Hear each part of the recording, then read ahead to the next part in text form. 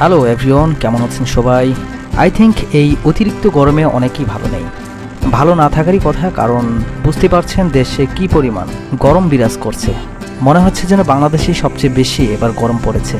দর্শক, আমিও এই অতিরিক্ত গরমে অস্বস্তির মধ্যেই রয়েছি এবং সত্যি খুবই বিরক্ত। একটানা এতদিন গরম থাকলে কার ভালো লাগবে বলুন? এই অতিরিক্ত গরমের মধ্যে কোথাও বের হওয়া হয় না, কোথাও ঘুরতেও ইচ্ছে করে না, বা সেই মুডটাও থাকে না। এই জন্যই অনেকটাই বিরক্ত হয়ে গেছে।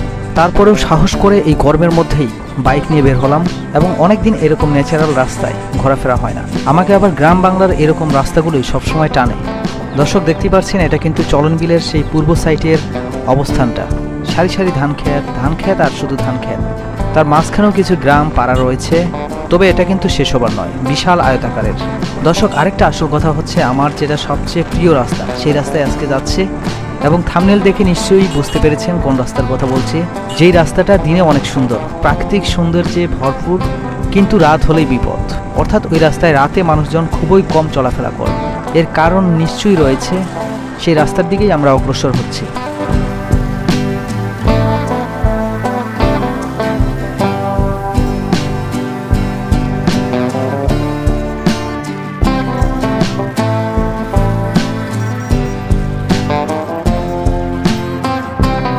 আমরা এখন বারোহাঁস নামক বাজারে প্রবেশ করতে যাচ্ছি। এই সেই তাহলে বারোহাঁস বাজার, যেটা আগে আমি কখনো আসিনি, তবে এটার নাম শুনেছি অনেক। এই বাজারে কিছুক্ষণ আমাদের বিরতি থাকবে।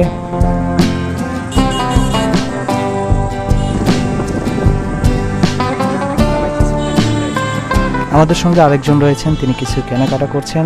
সেই সুযোগে আপনাদের বারোহাঁস বাজারের কিছু অংশ দেখাচ্ছি।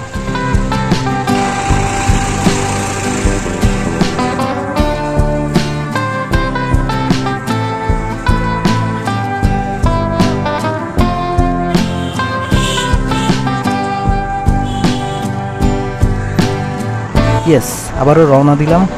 দেখতে পাচ্ছেন এই রাস্তাগুলোর চারিদিকের পরিবেশ, এবং এই গ্রামটা কিন্তু একেবারে ভিতরের দিকে, অর্থাৎ এমন পজিশনে রয়েছে যেখানে আসলে অনেক কিছু কিন্তু পৌঁছায়নি এবং অন্যান্য এলাকা থেকে একটু হলেও ভিন্ন।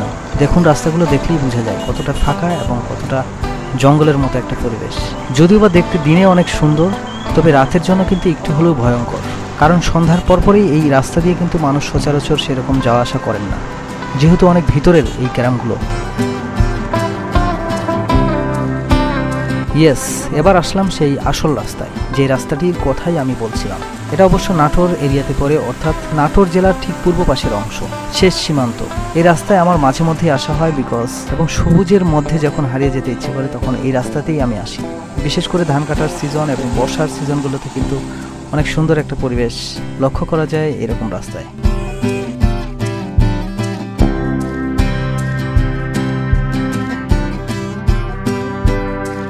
তো এই রাস্তাটার কথাই বলছিলাম।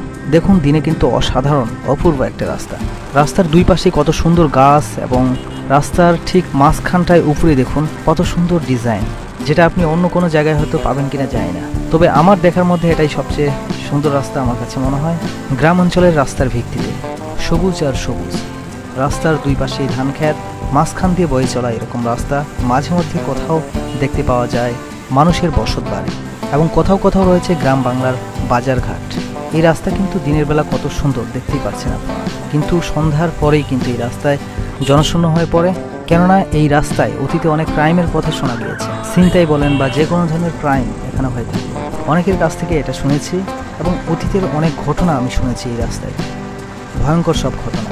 জানি না এখন কি অবস্থা, তবে অতীতে অনেক ঘটতো এই ধরনের ঘটনা। এই জন্যই বলছি রাস্তাটা দিনে অনেক সুন্দর, যে রাস্তাটা দেখতে অনেক সুন্দর, কিন্তু রাত হলেই ভয়ঙ্কর রূপ নেয়। প্রতিদিন না হলেও মাঝে মধ্যে এই ধরনের ঘটনার কথা শোনা যায়। দর্শক, কেমন লাগলো আজকের ভিডিওটি অবশ্যই কমেন্টে জানিয়ে দিবেন এবং লাইক শেয়ার করে অন্যদের দেখার সুযোগ করে দিবেন। ধন্যবাদ।